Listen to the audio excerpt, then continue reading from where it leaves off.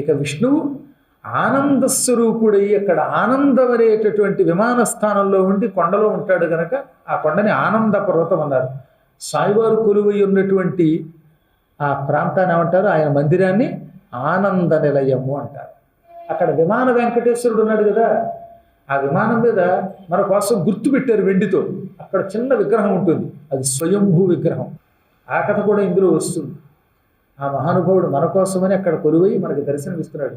చాలామంది లోపలికి వెళ్ళకపోతే ప్రమాదం అనుకుంటారు. లోపలికి వెళ్ళకపోయినా పర్వాలా, అసలు ఆ కొండకు ఎదురుగుండా వచ్చి ఆ స్వామి దగ్గర దండం పెట్టుకుని వెళ్ళిపోయినా ఆయన అనుగ్రహిస్తాడు. ఎందుకంటే ఆనంద నిలయం చూడడమే వైకుంఠ దర్శనంతో సమానం అన్నాడు ఆయన.